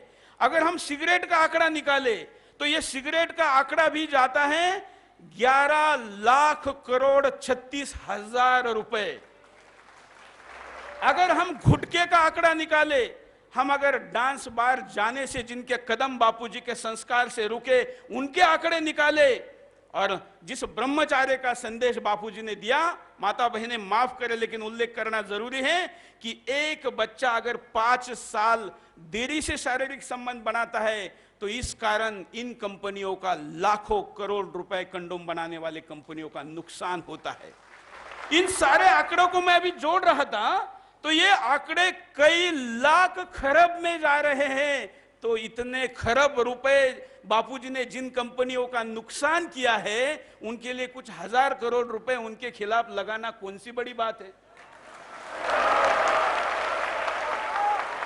इसके पीछे का असली अर्थशास्त्र यह है, क्योंकि बहुत से लोग कहते हैं, बेचारे इमोशनल होते हैं, उनको क्या पता कि बापूजी को बदनाम करने के लिए कंपनियों को पैसे लगाने की क्या जरूरत है।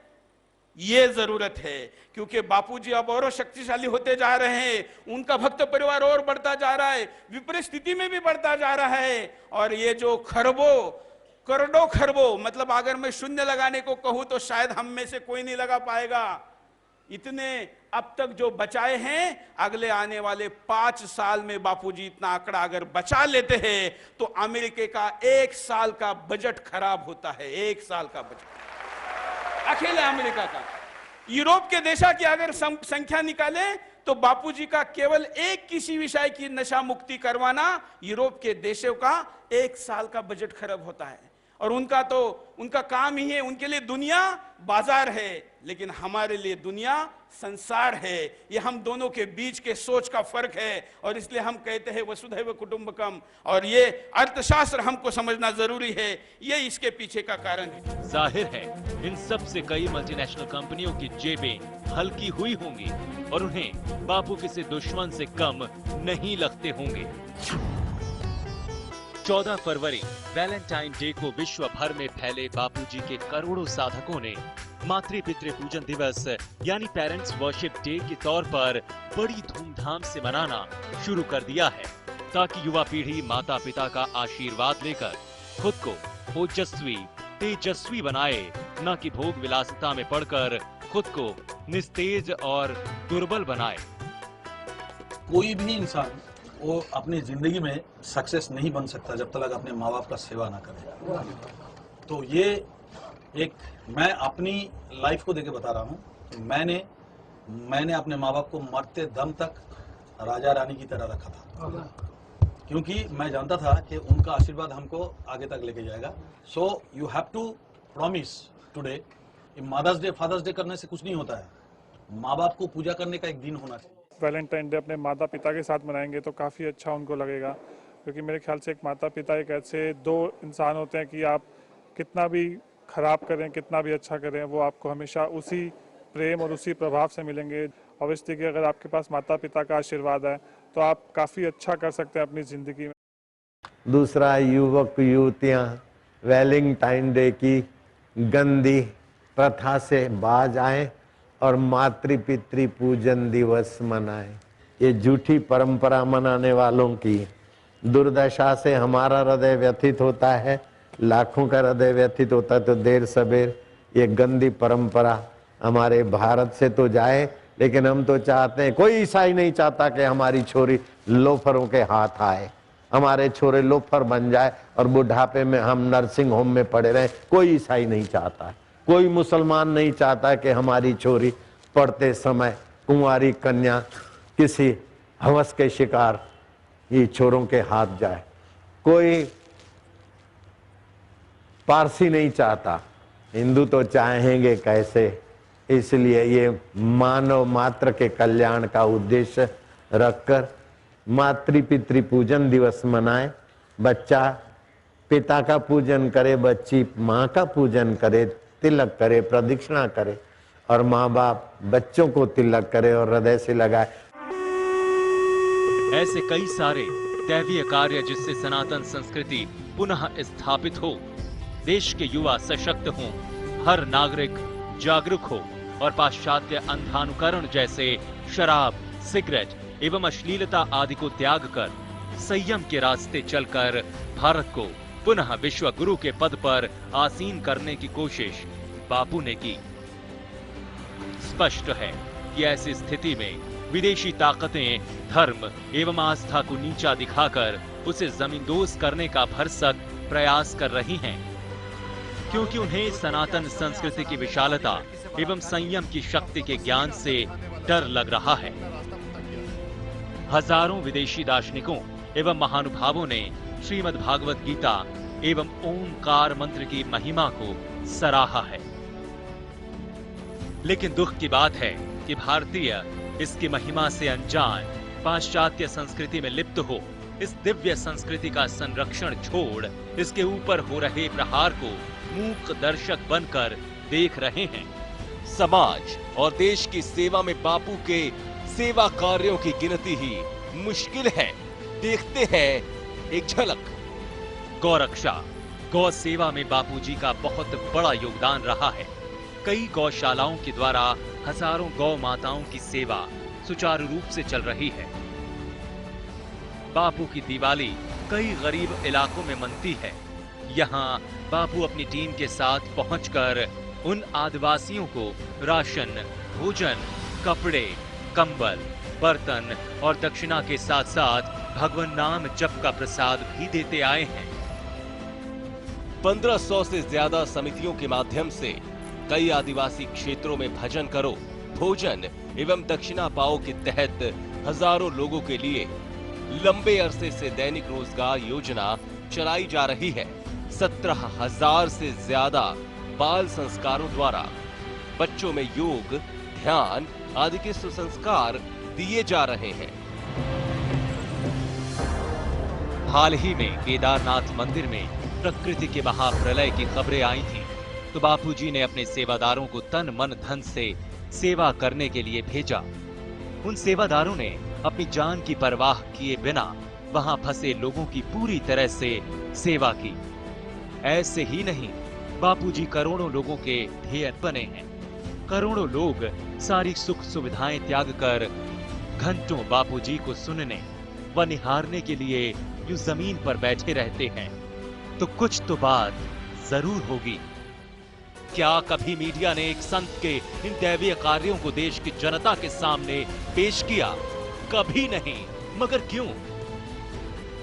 क्या कभी आपने इन बिकाऊ न्यूज चैनलों और अखबारों पर कोई धर्म, आस्था एवं संस्कार की खबरें देखी हैं और इन पर हो रहे प्रहार पर विदेशियों के खिलाफ मसाला परोसते देखा है? अरे इन बेईमानों और आस्था के कसाईयों से हम किस धर्म और कौन से संस्कार की अपेक्षा करेंगे, जिन्हें 75 वर्षीय सम्मानित संत का नाम लेने का भी लहजा नहीं है। किसी ने कहा कि ये मीडिया वाले बापूजी को समझते क्यों नहीं, तो मैंने कहा जो बाप को नहीं समझ सकते वो बापूजी को कैसे समझेंगे? क्योंकि बाप समझने के लिए भी भारतीय संस्कृति चाहिए, भारतीय शिक्षा चाहिए, भारतीय संस्कार चाहिए, भारतीय माँ चाहिए, भारतीय सब कुछ भारतीय चाहिए। आज बहुत से लोग तो वहां पढ़ के आए हैं जिनको भारत कहना ही नहीं आता, वो केवल इंडिया ही कह सकते हैं और हिंदुस्तान कहने की तो उनमें हिम्मत ही नहीं है। इसलिए वो कैसे बापूजी को पहचानेंगे? 200 सालों से बड़ी सोची समझी रणनीति के तहत भोले भाले हिंदुस्तानियों को सनातन धर्म से इस तरह दूर किया जा रहा है कि 80% लोगों को 24 घंटे में से 10 मिनट भी भगवान की प्रार्थना तक के लिए वक्त नहीं निकल पाता। कमाओ, खाओ और पियो की पद्धति ने जीवन को नीरस और दिशाहीन बना दिया है। मीडिया के प्रचार से पाश्चात्य संस्कृति इतनी हावी हो गई है कि भारतीय लोगों को अपनी संस्कृति से भी घृणा होने लगी है।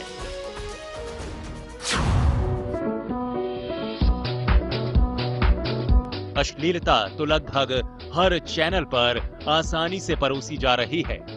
बड़ी ध्यान देने वाली बात है। कुसंस्कार और अश्लीलता फैलाने वाली महिला को सरकार एक दिन में वीजा दे देती है और मीडिया उसे देवी की तरह पूजता है। ये नारी आजकल बॉलीवुड में धूम मचा रही है। वहीं सालों से योग के जरिए लाखों लोगों को लाभ पहुंचा रहे योग गुरु स्वामी रामदेव के सहयोगी बालकृष्ण को महज पासपोर्ट के आधार पर जेल में डाल दिया गया, तब कहां मर गई थी न्यायमूर्ति मीडिया? क्यों नहीं सरकार पर इस मुद्दे पर दबाव बनाया गया? मीडिया किस हद तक गिर चुका है, ये हम नहीं बल्कि स्वयं प्रेस काउंसिल अध्यक्ष जस्टिस मार्कंडे काटजू के शब्दों में जब उनसे भारतीय मीडिया के बारे में पूछा गया, तब उन्होंने कहा, Are you disappointed by the media? Very disappointed. And therefore, do you have a low opinion of the media? I have a poor opinion about the media. And you really mean this? I mean this. They should be working for the interests of the people. They are not working for the interests of the people, and sometimes they are positively working in an anti-people manner. Justice Kogje थे मध्य प्रदेश high court के जज, उनको transfer किया गया Rajasthan high court. किन कारणवश मैं कहना नहीं चाहूँगा। वो भी कह दीजिए, जस्टिस कोगजे हिमाचल के गवर्नर बने थे बाद में। मैं कहना चाहूँ वो मैं अपने हिसाब से कहूँगा ना। फिर आप अधूरा सच बता रहे हैं ना जस्टिस काटजू। अच्छा, ऐसा है, अगर आपको आरोप लगाना है तो ये मैं आरोप नहीं लगा, नहीं ये लगा रहे हो और आप इंटरव्यू खत्म कर दीजिए। अगर इस तरह के आप मिसबिहेव करेंगे, आरोप नहीं लगा रहा हूं। अगर आपको मिसबिहेव करना है इंटरव्यू में तो मैं ये टॉलरेट करने के लिए तैयार नहीं। आपको अगर इंटरव्यू लेनी है जरा बिहेव करके इंटरव्यू लीजिए। नहीं, प्लीज स्टॉप इट। मैं सिर्फ एक सवाल नहीं सवाल नहीं कर रहे हैं आप, ये कि आधा सच और आधा झूठ इस तरह की बेवकूफी की बातें कर रहे हैं। आपको नहीं लेना, छोड़िए। नहीं, मैं तो आपने आरोप लगाया इसलिए मैंने कहा। आप प्लीज या तो बिहेव करिए, सीखिए बिहेव करना। You are much younger than me, you should learn how to behave. Use this waste of time, you don't know how to behave in an interview. आधा नहीं, आपने कहा कि आप आधा सच बोल रहे हैं, ये मुझ पर आरोप है। कम से कम मैं मानता हूँ आरोप। माफ करते हैं, थोड़ी ये इंटरव्यू नहीं होगी। आप you don't know how to behave properly, तो पटांग की बातें करते हैं। आप जाइए, गेट आउट। कि ये बिका हुआ मीडिया है। मीडिया जन विरोधी आपराधिक वृत्तियों को बढ़ावा देने वाला और लोगों को बांटने वाला है। यहाँ तक कि पूर्व army chief general VK Singh का भी मीडिया के प्रति यही रवैया रहा। सेना के पहले ऐसे जनरल हैं जिनके ऊपर आरोप लगा है कि आप राजनेताओं के और खासकर रक्षा मंत्री की जासूसी करा रहे हैं। देखिए, आरोप जो है, जो आप बोल रहे हैं, बहुत ही हास्यास्पद है, बहुत ही अयुक्ति संगत है। मीडिया के अंदर एक चीज चलाई गई, एक मनगढ़ंत कहानी चलाई गई, सिर्फ इसलिए चलाई गई कि छवि को धूमिल किया जाए, आपके ऊपर कीचड़ फेंका जाए। और इसको इस तरीके से चलाया गया कि इसके अंदर कुछ लोग शामिल हुए, कुछ मीडिया के पास गए, चाहे उनको पैसे दिए, क्या दिया उनको, लेकिन उन्होंने इसको आगे बढ़ाने की कोशिश। और तो और जिंदल ग्रुप के द्वारा किए गए स्टिंग ऑपरेशन में खुद मीडिया घराने के 2 वरिष्ठ पत्रकारों ने खुद ये बात कबूली कि पूरा मीडिया घराना बिक चुका है। मतलब सारे news channel, all media is completely sold in this country. मतलब सारे news channel, all media is completely sold in this country. और अब हद कहां तक इनकी जाकर खत्म होगी और किस हद तक ये गिरेंगे, अपने आप में सवाल है। परिणाम ये होगा कि अगर इसके खिलाफ आवाज नहीं उठी, अगर ऐसी लड़ाई अकेली कभी बापू की है, कभी श्री श्री की है, कभी रामदेव बाबा की है, कभी जयेंद्र सरस्वती की है, ऐसा कहकर अगर हम छोड़ते जाएंगे, अकेले वो लड़ते जाएंगे, और अगर हम इनको अकेले एक साथ आकर नहीं लड़ेंगे तो क्या होगा? आने वाले दिनों में ऐसे अत्याचारी मुगलों के खिलाफ लड़ने के लिए शिवाजी तैयार नहीं होगा, क्योंकि रामदास नहीं रहेगा तो शिवाजी कहां से आएगा? सबसे बड़ा नुकसान यह है कि रामदास नहीं रहेगा तो शिवाजी कहां से आएगा? यह सबसे बड़ा नुकसान होगा। फिर इस देश को गुलाम बनाना सबसे आसान रहेगा। जो पिछले 1200 सालों में संभव नहीं हुआ, वो आने वाले 10 सालों में दिख रहा है। और उस 10 सालों में इस देश को गुलाम बनाने से रोकने में सबसे जो बड़ी शक्तियां है वो आसाराम बापू जी है, रामदेव बाबा जी है, श्री श्री रविशंकर है, जयेंद्र सरस्वती है, ऐसे साधु संत हैं। और जिस कारण ये सबसे ज्यादा टारगेट पर है, ऐसे में हम लोगों ने साथ देना जरूरी है, क्योंकि इनकी प्रवृत्ति तो माफ करने की है और हमारी प्रवृत्ति होनी चाहिए सजा देने की। अब उपाय क्या हो सकता है? उपाय यह हो सकता है, अच्छा, एक आप सब कहेंगे कि आपने सारी देश की बातें बताई, व्यक्तिगत इसमें क्या है? तो व्यक्तिगत एक सबसे बड़ा नुकसान है। व्यक्ति अगर संस्कारित नहीं होगा तो क्राइम बढ़ेगा, और क्राइम केवल व्यक्तिगत नहीं बढ़ेगा तो सोशल क्राइम बढ़ेगा, सामाजिक क्राइम बढ़ेगा। हमारी बहनें और माताएं सुरक्षित नहीं रहेगी, बेटियां सुरक्षित नहीं रहेगी, यह भी एक बड़ा परिणाम है। ऐसे में अगर उपाय की दिशा में जाएं तो मैं ये कहूंगा कि ये सारे चैनल दो कारणों से ऐसा करते हैं। एक तो बड़ा कारण है स्पॉन्सरशिप, दूसरा कारण है इनकी टीआरपी। क्योंकि बापूजी के खिलाफ जब ऐसी न्यूज चलती हैं तो लोग एंटरटेनमेंट चैनल नहीं देखते, उनकी टीआरपी शिफ्ट होकर न्यूज चैनलों की तरफ चली जाती है, इसलिए न्यूज चैनलों की टीआरपी बढ़ती है। तो एक आसान काम है, बापूजी केवल अपने करोड़ों भक्तों को आदेश दें कि जब भी ऐसी न्यूज शुरू हो जाए वो चैनलों को ऑफ करे। जैसे ही चैनल ऑफ हो गया, 6 करोड़ टीवी अगर इस देश के बंद हो गए तो सारे भोंकने वाले बंद हो गए। बहुत सिंपल उपाय, बहुत सिंपल, कुछ नहीं करने की जरूरत। इसका मतलब केवल इतना नहीं करना है, लेकिन सबसे पहले अगर कुछ करना है तो ये करना है, उसके बाद बाकी चीजें करनी है। उसके दूसरा, सोशल मीडिया में ऐसे चैनलों के जो पेजेस है उसको डिसलाइक करें, अपने आप को उससे डिसएसोसिएट करें, उस पर अपनी बातों को रखें। हम जानते हैं कि मीडिया तो बस एक मुखौटा है जिसे विदेशी ताकतें और एनजीओ चला रहे हैं, लेकिन मीडिया में काम करने वाले तो हमारी भारत माँ के सपूत हैं। हम उनसे अपील करते हैं कि सत्य और धर्म में ताकत होती है।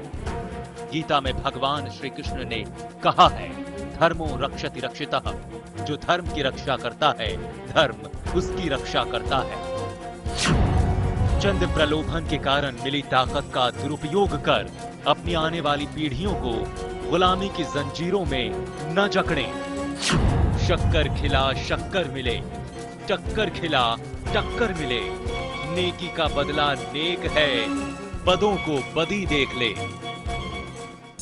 विभिन्न रंग, व्रत, त्योहार एवं मानव जीवन की हर बारीकियों को संवारती भारतीय संस्कृति अनादिकाल से किसी व्यक्ति विशेष द्वारा नहीं बल्कि स्वयं भगवान द्वारा रचित है। इसकी विशेषता के आगे पाश्चात्य संस्कृति की कोई बिसात नहीं है। सनातन संस्कृति व्यक्ति को हर परिस्थिति में स्वस्थ, सुखी एवं सम्मानित जीवन जीने की कला सिखाते हुए भगवान को पाने का रास्ता बताती है। वहीं दूसरी तरफ भोग विलासता और तनाव में अमूल्य जीवन को नष्ट करना पाश्चात्य संस्कृति का ध्येय है। अतः अपने वैभवशाली संस्कृति व धर्म की रक्षा करें। हमारे संतों का जीवन सुरक्षित नहीं है कहीं भी, हिंदू समाज सुरक्षित नहीं है कहीं भी, उसकी रक्षा करने वाला कोई नहीं है आज इस बार। अब ऐसी परिस्थिति में महाराज जी, हम लोग तो यही आशा करते हैं कि हमारे संतों ने आज तक इस देश की रक्षा की है, समाज की रक्षा की है। आप ही पर हमारा विश्वास है कि आप ही कुछ करेंगे तो इस देश के भीतर परिवर्तन होगा। ऐसे ही संत हमारे देश की धरोहर है और भगवान और धर्म के बीच का सेतु भी। इनकी रक्षा धर्म व संस्कृति की रक्षा है। अखंड भारत को विद्रोहियों ने खंडित तो कर दिया, लेकिन हम अब भी न जागे तो भारत को लुप्त होने में देर नहीं।